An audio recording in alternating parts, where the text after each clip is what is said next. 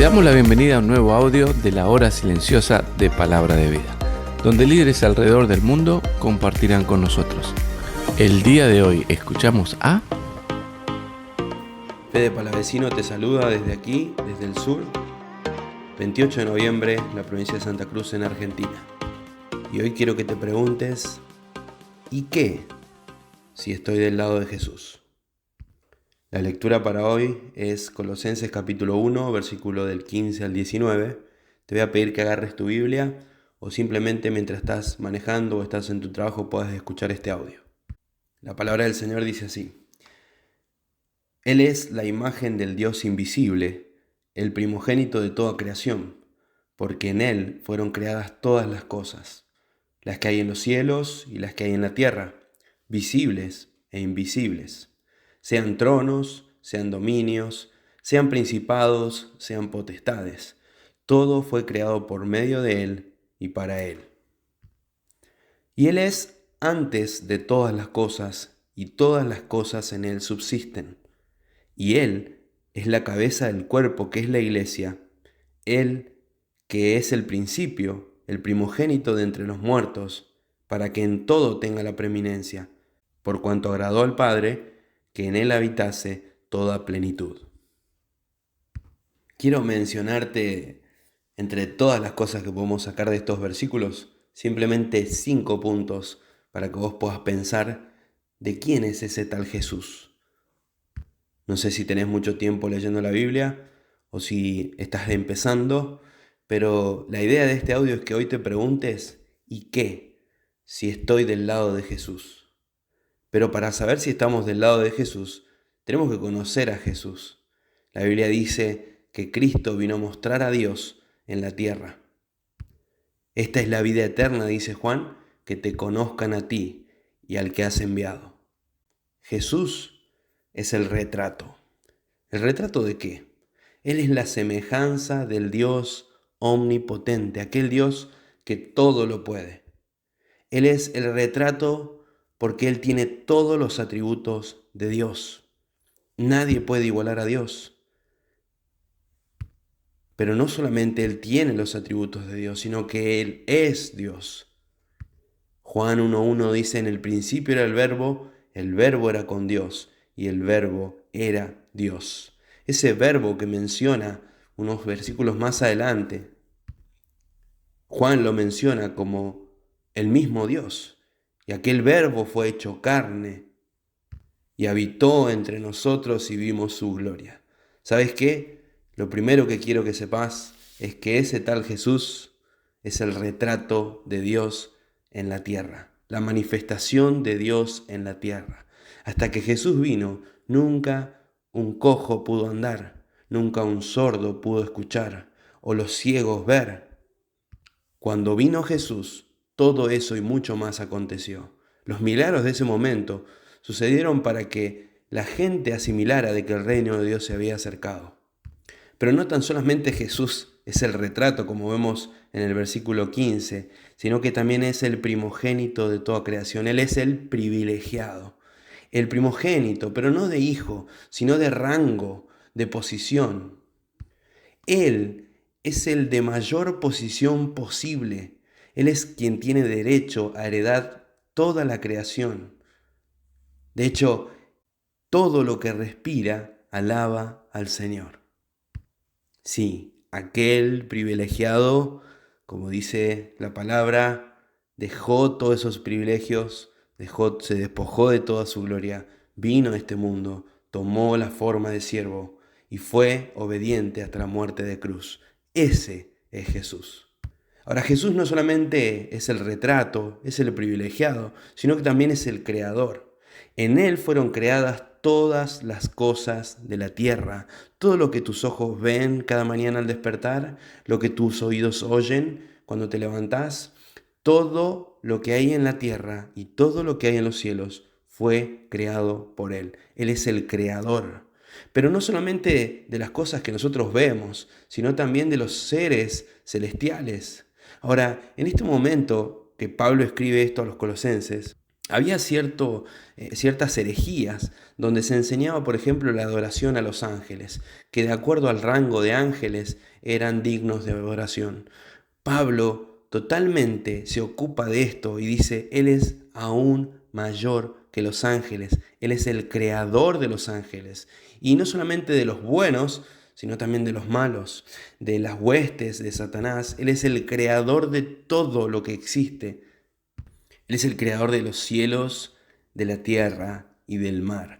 ¿Sabes que a mí personalmente no me agrada mucho el mar? He ido a la playa, he visitado lugares donde está el mar, he probado el agua del mar, incluso, pero si hay algo que me da miedo, a mí personalmente es el mar. El mar tiene una fuerza terrible, es imponente, la fuerza, el sonido, todo, en la inmensidad incluso, que a veces no se distingue entre el cielo y el mar cuando uno está mirando el horizonte.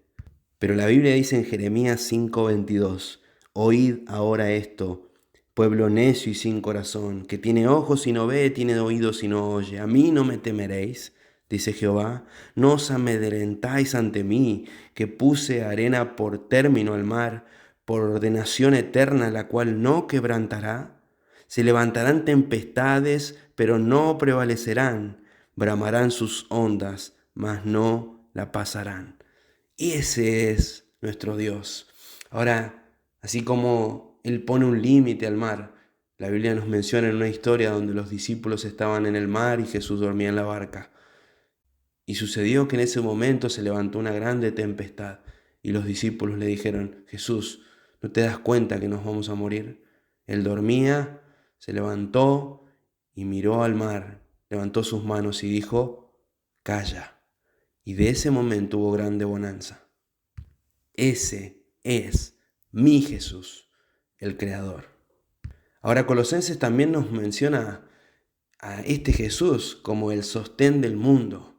No solo el Creador, sino que Él también sostiene al mundo. Él crea el equilibrio perfecto en este mundo para la vida del hombre, para la vida de los animales.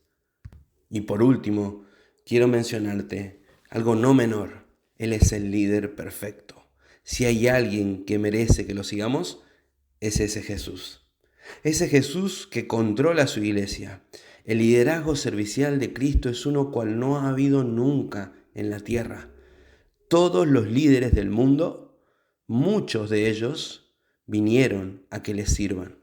Puedes pensar en cualquier rey, en cualquier imperio, en cualquier político, en lo que fuere.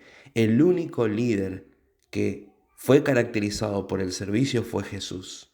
Ese Jesús es el líder perfecto.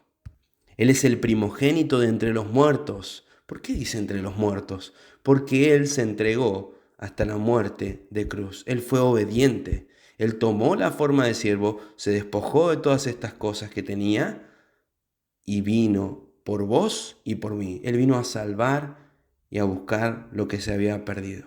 Él es el comienzo de la iglesia. La iglesia empieza en Jesús. En Él habita toda la plenitud de la deidad. En Él habita todo. No hay fracciones entre la Trinidad, que era lo que se enseñaba en ese momento. El poder de Dios no está dividido entre estas personas, sino que en Él habita toda la plenitud. El Espíritu Santo es Dios, Dios Padre es Dios, Jesús es Dios y tenemos un Dios trino, un Dios en tres personas. Ahora, qué tremendo escuchar esto de Pablo, porque cuando nos imaginamos de Pablo pensamos que está haciendo un viaje visitando una iglesia y son palabras que se las menciona a una iglesia. Pero te voy a contar el contexto de esto. Pablo se encontraba en la cárcel. Cuando él escribió esta carta a los colosenses, que la escribió con otras 2 epístolas que fueron escritas más o menos en el mismo tiempo, ni siquiera él las entregó en la mano a su destinatario, sino que él estaba en la cárcel. Él estaba sufriendo por causa de Cristo. No tenía la obligación de corregir a esta iglesia que estaba por recibir enseñanzas que lo alejaban de Dios. Ahora, Pablo se toma el tiempo, escribe esta carta y dice, ¿y qué si yo estoy del lado de Jesús? Él estaba sufriendo, estaba preso, no estaba en una cárcel como las de ahora, con televisión, con a veces PlayStation, con comida, con todo. Nada se parece al estilo de cárcel de ese momento. Pablo estaba sufriendo. Y aún así, él, en los versículos anteriores, como habrás escuchado, felicitaba a los colosenses por su amor, por la calidad que tenían en el servicio y el amor a otros, pero él estaba sufriendo. Ahora yo te voy a dejar con esta pregunta y termino. ¿Cuántas veces has pasado por aflicciones? Nunca vas a pasar por una aflicción tal como la de Pablo quizá, pero hay veces que nuestra vida pasa por tormentas.